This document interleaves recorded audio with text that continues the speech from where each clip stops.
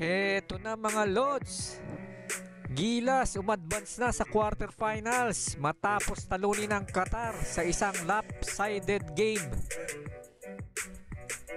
At CJ Perez agaw eksena sa first quarter nang maipasok nito ang 3-point shot sa dying seconds ng first quarter. Nagtawanan na lang ang bench ng Gilas.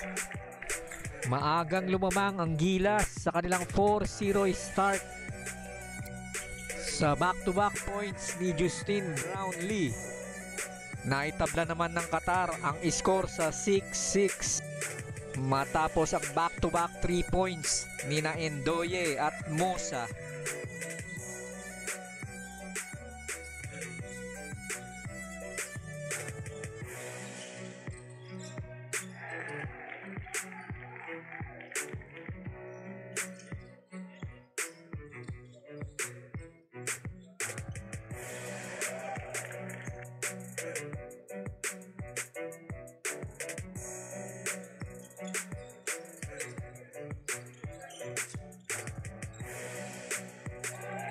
Sa return play naman, dalawang tray ang ibinuslo ni Calvin Octana para iabante ang Gilas sa score na 14-7.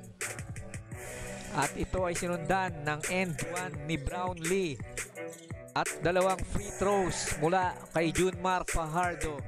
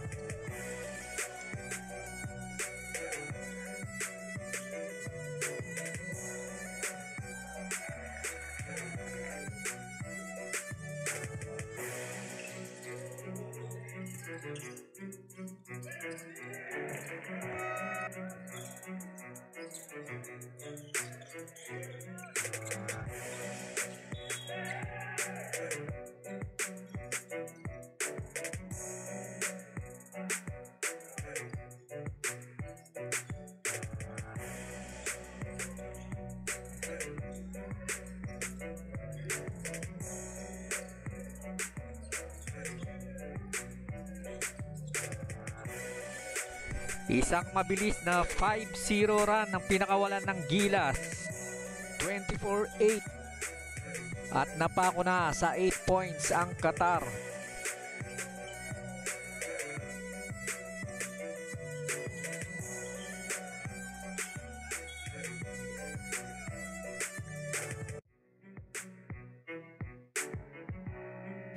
Natapos ang first quarter sa score na 33-14.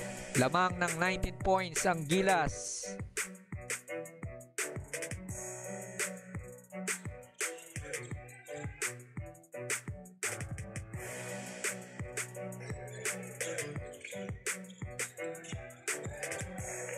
Second quarter, kumana agad ng 3 points si CJ Perez matapos ang free throw ni Japet Aguilar. Umiscore naman ng Qatar ng 2 points sa fast break, 37-16. Pumalo na sa 21 points ang kalamangan ng Gilas sa dalawang magkasunod na short jumper ni Japet Aguilar. Dito na umalagwa ang Gilas, mga Lods. Nakisali na rin si Ange Kouame at Kevin Alas sa scoring para isara ang second quarter sa score na 57-23.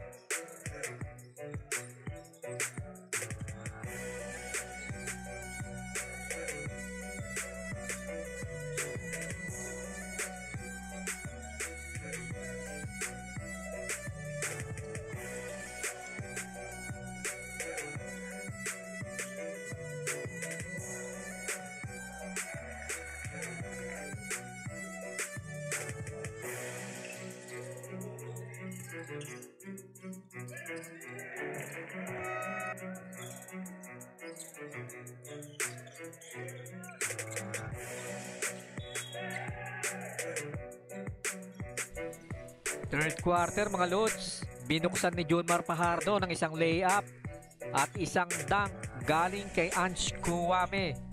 Score 61-23. Patuloy pa rin sa pagrampa ang Gilas na umabot na sa 40-point lead ang Kalamangan. Sumagot naman si Muslik ng Qatar ng isang reverse layup para sa kanilang unang puntos dito sa third quarter.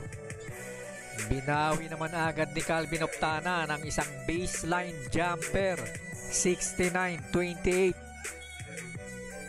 Pumuntos din si Kuwame ng hook shot at CJ Perez ng isang layup para isara ang third quarter sa score na 73-30. Gilas with 43 big points lead. Decided na itong game na ito mga lods. Sure win na ito para sa Gilas. Panoorin na lang natin ang highlights.